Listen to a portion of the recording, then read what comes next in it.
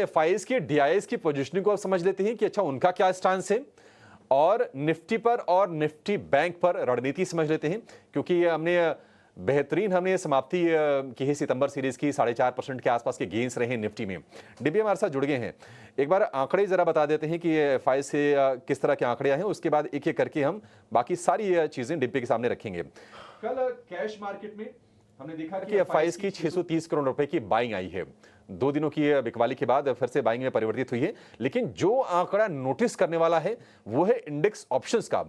1,11,198 करोड़ रुपए का ये फिगर आया है। डिम्पी, इंडिकेशन क्या है ये, इस आंकड़ों को कैसे समझें, और ये बताइए कि लॉन्ग होल्डिंग किस तरह की है? देखिए, आप कितना एक्सपेक्ट करते हैं कि एफआईज आ जाएंगे इंडियन मार्केट में? 100% तो होंगे नहीं, ये बात सच है। 90% तक होंगे, 80% तक होंगे। बाय द वे वो 80% तक आ चुके हैं कल ही।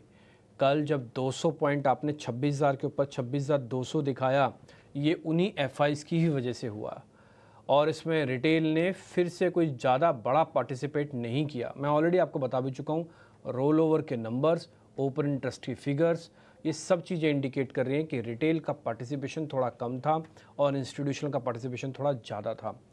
मैं एक और नंबर पे आपके सामने निगाह पे डलवाऊंगा, वो है 1,00,000 करोड़ रुपए का ऑप्शंस के अंदर का ट्रेड होना। और इस 1,00,000 करोड़ का 90% कल जब ट्रेड हुआ है वो सिर्फ निफ्टी पे ही हुआ है। कल निफ्टी की एक्सपायरी थी। एक और पॉइंट भी बता देता हूं, जो मैं रेयरेस्ट ऑफ रेयर में काउंट करता हूं, वो है ओपन इंटरेस्ट निफ्टी का।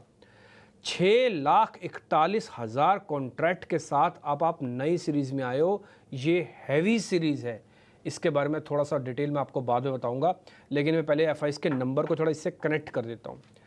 देखिए, बाजार के अंदर 26,000 के आसपास हाथ बदला होना था।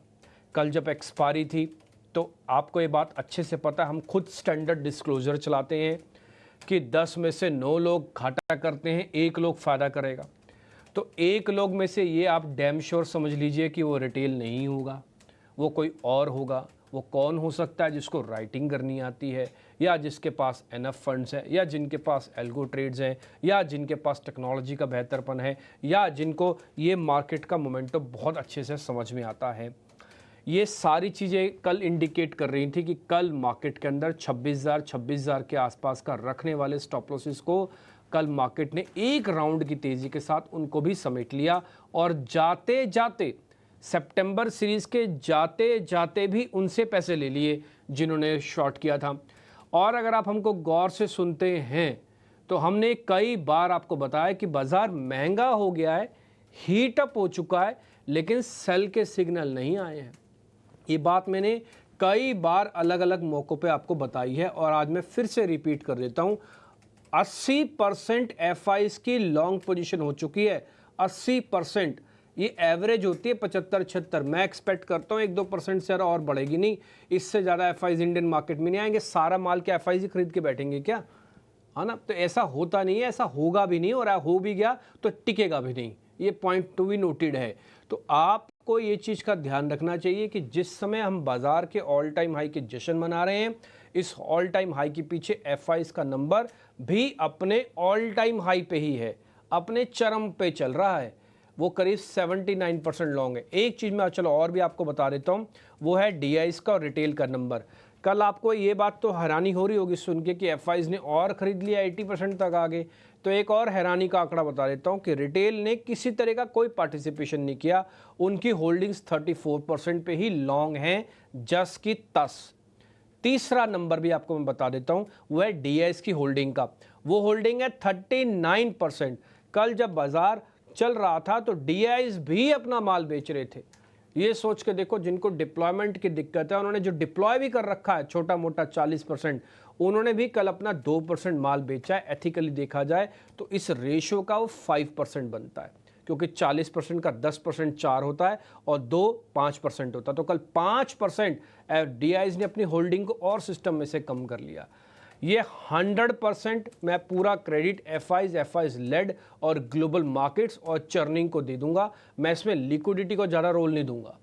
मैं इसमें ग्लोबल मार्केट्स को मैं इसमें एफआईज की होल्डिंग्स को इसको सबसे ज़्यादा रोल दे रहा हूँ कि जो मार्केट को यहाँ तक सितंबर सीरीज में लेके आए। क्या अक्टूबर सीरीज में ही ऐसा होगा? देखिए एफआईज को देख के मेरे को ऐसा लगता नहीं है।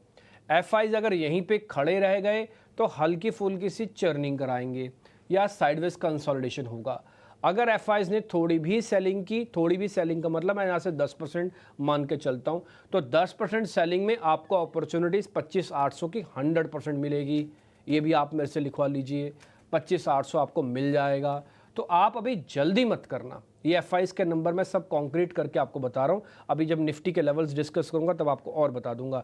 एक और चीज़, जैसे मैंने आपको नोटिस कराया था, एक्सपायरी की ही वजह से 1,11,000 करोड़ रुपए का इंडेक्स ऑप्शन का नंबर आया, जो इस महीने में शायद दूसरा बड़ा नंबर है। पहला या दूसरे में से एक होगा, मैंने गौर से चेक नहीं किया, लेकिन 1 लाख करोड़ का नंबर इस सीरीज़ में एक या दूसरी बार आ रहा है। इस सीरीज़ के स्टार्टिंग में आता है, सीरीज़ की क्लोजिंग में आता है, क्लोजिंग में आया है। तो आपने सब चीज़ें अच्छे से डिस्काउंट कर लिया। जो आप जश्न मना रहे हो उसके पीछे जो जो चीज़ें चाहिए वो सब चीज़ें अवेलेबल थी, और वो चीज़ पर भी आपको ध्यान देना होगा। ठीक है, तो चौतरफा अच्छे ट्रिगर्स, बढ़िया क्लोजिंग और अक्टूबर सीरीज में आके हम खड़े हो गए हैं। डिम्पी, चर्चा हो रही थी पहले कि नहीं निफ्टी के लिए जो एक हर्डल का काम करेगा वो है 25,200 का। 25,200 भी कल निफ्टी ने 26,200 पार किया, 250 तक इनफैक्ट पहुंचा। और आप बता रहे हैं कि एफआईज की लॉन्ग होल्डिंग जो है 80% पर पहुंच गई है। तो कितनी गुंजाइश अब बचती है निफ्टी के ऊपर जाने को लेकर? हालांकि अक्टूबर सीरीज में आप देखेंगे तो ट्रिगर्स भी ढेर सारे हैं, नतीजों की शुरुआत हो जाएगी। इसके अलावा हम देखेंगे कि चुनाव के नतीजे आने वाले हैं, फेस्टिव सीजन की बाइंग होगी, तो सीरीज तो मतलब काफी हैपनिंग रहने वाली है। आज के लिए क्या आपका सलाह है? देखिए मैं निफ्टी सीरीज़ के पॉइंट ऑफ व्यू से बताता हूँ। अक्टूबर के अंदर हमारे पास 2-4 चीज़ें हैं जो नोटिस करनी है। अच्छा, मैंने अक्टूबर का ना एक डाटा भी मैंने पढ़ा है, मैं पढ़ता हूँ क्योंकि इसमें मेरे पास है डाटा, मैं आपको बता देता हूँ। ये थोड़ा सेल का नंबर है इसमें, है ना, तो आपको नेगेटिविटी भी आती है अक्टूबर के अंदर और काफ़ी अच्छी भी आ सकती है।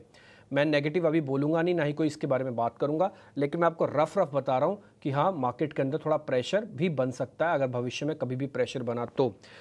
2024 के अंदर अक्टूबर के अंदर इस समय अभी हम आए नहीं, लेकिन 2023 के अक्टूबर के अंदर -2% है, 22 के अक्टूबर के अंदर 5% पॉजिटिव है और 21 के अंदर हम फ्लैट थे। तो पिछले 3 साल में से ये समझ में आता है, अगर आप कैरी फॉरवर्ड अच्छा लेके आए हो तो आप उसको रिवर्स भी करते हो। आप सितंबर से अक्टूबर चेक करना पिछले 3 साल का डाटा, तो आपको थोड़ा आइडिया लग जाएगा।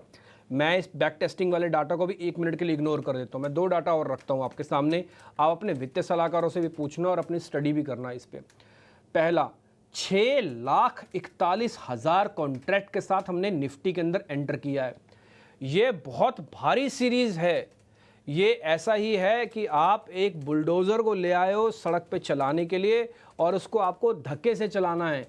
आप कितना चला पाओगे आप खुद इसका अंदाज़ा लगा लो। अगर पेट्रोल या डीजल उसके अंदर डला हो तो अलग बात है, तब तो चल ही जाएगा जहाँ तक चलाओगे। लेकिन मैंने बोला कि इसके अंदर डीजल नहीं है, लेकिन ये है रोड रोलर है, बुलडोज़र, तो आपको धक्के से चलाना है। तो आपको लगा होगा कि कितनी एनर्जी लगानी पड़ेगी, 10-12 लोगों को बुलाना पड़ेगा, तब तो आगे ये रोड रोलर हिलेगा। तो कुछ ऐसा ही आप निफ्टी को मान के चलो। निफ्टी बहुत भारी होके इस बार सीरीज के अंदर आया है। 6,41,000 कॉन्ट्रैक्ट कम नहीं होते हैं। मैं आपको एक और डाटा बताता हूँ, कम से कम 1 लाख कॉन्ट्रैक्ट्स को बाहर निकलना होगा बाजार को चलने के लिए। 1 लाख कॉन्ट्रैक्ट्स को बाहर आना होगा। ये बाहर अगर अनवाइंडिंग करके आए तो आप बहुत स्पीड से नीचे आओगे, यानी कि 25,800 को टेस्ट कर सकते हो, 26,000 भी आज में भी टेस्ट कर सकते हो। अगर ये बहुत स्पीड से नीचे नहीं आए, धीरे धीरे करके आए, तो हो सकता है आप 26,000 को बचा दो कंसोलिडेशन के नाम पे। लेकिन चलते समय 6,41,000 कॉन्ट्रैक्ट के साथ आप बहुत मुश्किल से चल पाओगे। इसलिए मैंने कल 200 पॉइंट का जो लेवल मैंने ही आपको दिया था कि 26,200 तक मेरे को मैक्सिमम लगता है इस सीरीज में, इसके ऊपर नहीं जाएगा। और आप एग्जैक्टली देख लो 26,200 पे ही बाजार ने अपने आप को बंद किया है। मैं एक और कैलकुलेशन बता देता हूं, क्योंकि आप ऑल टाइम हाई पे और रेजिस्टेंस पता नहीं लगते, तो 150 पॉइंट मैं और जोड़ देता हूं। ये ओपन इंटरेस्ट और एक और नंबर भी मैं आपको बताऊंगा, वो है पुट कॉल रेशो का। 1.37 पे पुट कॉल रेशो चल रहा है इस समय। 1.45 से हम महंगा मानने लगते हैं, तो आप 1.3537 पे हो, 1.45 पे आप महंगे होने लगते हो, तो आप ओवरहीटेड वाली कैटेगरी में ऑलरेडी हो। आप ऐसा नहीं कि कल नहीं थे, कल भी थे, लेकिन कल एक्सपायरी की इंपैक्ट की वजह से 200 पॉइंट आपके अकाउंट में और गिरने पड़ गए। लेकिन क्या आज फ्राइडे का सेशन जब नया सीजन शुरू हो रहा हो, नई सीरीज शुरू हो रही हो, क्या ये 200 पॉइंट आपको और मिलेंगे? ना तो ये इंडिया विक्स आपको बता रहा है, 12 का इंडिया विक्स है, 12 का इंडिया विक्स। आप 15 के इंडिया विक्स पे 300 पॉइंट चलते हो, 12 के इंडिया विक्स पे आपको बामुश्किल से 100 पॉइंट चलने का अधिकार है। ये विक्स की कैलकुलेशन के बेसिस पे बोल रहा हूं मैं। तो आप बहुत ज़्यादा नहीं होगा, इसलिए आपने जो क्वेश्चन पूछा कि और कितना ऊपर आ सकते हैं, तो मैंने इसमें 150 पॉइंट और जोड़े हुए हैं। लेकिन मैं बोलूँगा 150 पॉइंट बहुत खतरनाक है। इस 150 पॉइंट को कमाने के लिए हो सकता है मुश्किल हो। एक आरोप आप मेरे पे ये लगा सकते हो कि सर कल भी आपने हमको मना कर दिया, कल मेरे से 200 पॉइंट छूट गए। लेकिन मैंने प्रोफेशनल लोगों के लिए मना नहीं किया था। ये मैं वर्ड इस्तेमाल करता हूँ कि जो हार्डकोर प्रोफेशनल लोग हैं वो सिस्टम में रहें, उनको कोई दिक्कत नहीं है। लेकिन जो सीधा लेके छोड़ने वाले लोग हैं उनके लिए बाजार अभी बहुत महंगा है। मैं निफ्टी के पक्ष में नहीं हूँ खरीदारी के, मैं आज भी बैठूंगा। मेरे को कल 200 पॉइंट जाने का कोई दुख नहीं है, क्योंकि मेरे को पता है वो एक्सपायरी की ही वजह से आए थे। लेकिन बिना एक्सपायरी के 200 पॉइंट जोड़ूंगा तब मैं उसको नोटिस करूंगा। तो मेरे लिए आज पुट कॉल रेशो, एफआईज की लॉन्ग पोजीशंस, मार्केट की ट्रैजेक्टरी, उसकी चर्निंग को देख के लगता नहीं कि बाजार बहुत ऊपर आएगा। मैं 26,350 के टारगेट और 26,000 का पहला सपोर्ट, 25,800 का दूसरा सपोर्ट आपको बता रहा हूं। नए वाले मेरी तरफ से ना हैं, पुराने वाले ट्रेलिंग स्टॉप लॉस लगा लें। 26,000 का लगाना चाहें और अच्छी बात है, उसके नीचे का लगाना चाहें उनकी मर्जी है। तो मेरी तरफ से ये है, तो शॉर्ट वॉट करना नहीं है। एक और चीज़, आप एक भी शेयर एफ एंड बैन में नहीं है, क्योंकि हम नई सीरीज के साथ शुरू हो रहे हैं। फर्स्ट डे कोई भी बैन में नहीं है, ये पॉइंट भी मैं आपको नोटिस करा देता हूँ बैक टू बैक।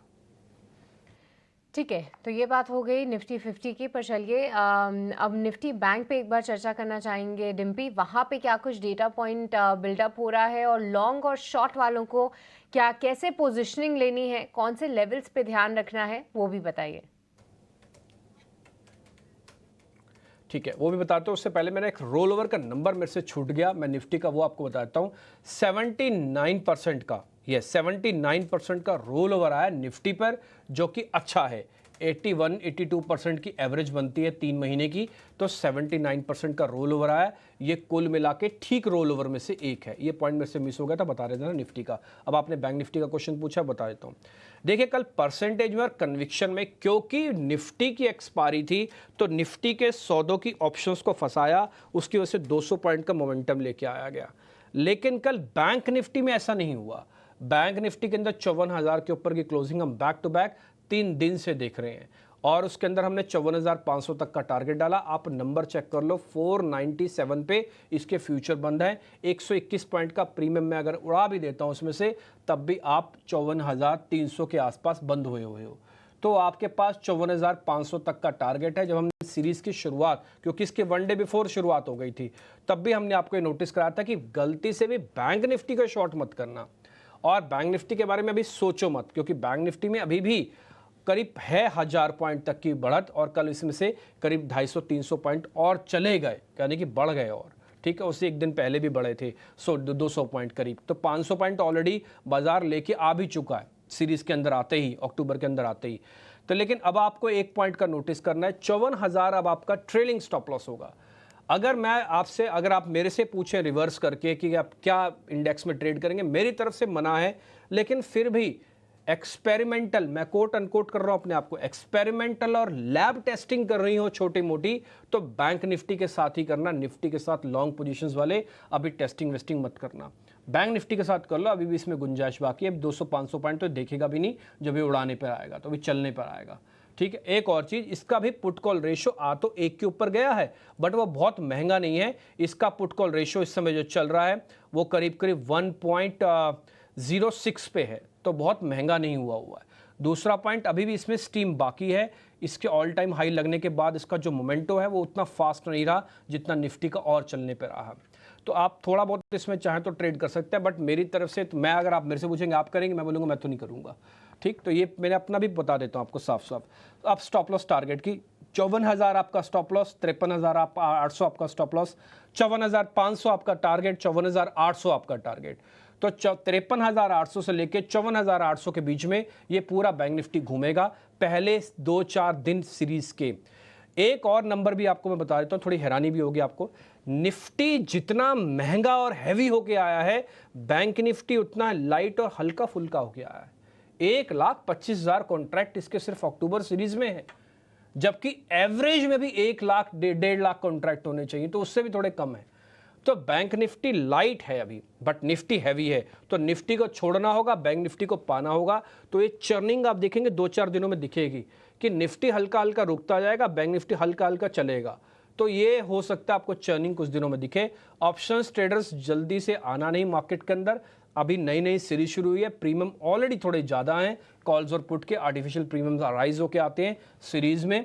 तो 1-2 दिन थोड़ा ठंडा बैठ जाना। आज फ्राइडे का दिन है, थोड़ा इंडेक्स को छोड़ के अलग अलग जगहों पर ज़्यादा ध्यान देना। आज इंडेक्स टिपिकली मैनेजमेंट का काम करेगा और वो आप देखेंगे कि बैंक निफ्टी को हल्का हल्का अपने पास क्लोज रखेगा और निफ्टी के अंदर हल्के हल्के क्रैक डालना शुरू करेगा। देखते हैं आज कार्यक्रम में, आपको आगे पता भी लग जाएगा। ये डाटा की जितनी स्टडी थी मैंने आपके सामने रख दी है, एंड आई होप कि आपको काफ़ी समझ में भी आ रहा होगा। अगर फिर भी आपको ऐसा लगता है कि हम कोई पॉइंट मिस कर देते हैं, आपको पॉइंट अच्छे से नहीं बता पा रहे हैं, तो आप हमको व्हाट्सअप करके, हमारे नंबर्स ऑलरेडी आपके पास होंगे, ज़रूर लिख के भेजिएगा। हमें ठीक करने में और अपने आप को और अपग्रेड करने में बड़ी खुशी होती है। आप हमको बताएंगे तभी हम अपग्रेड भी कर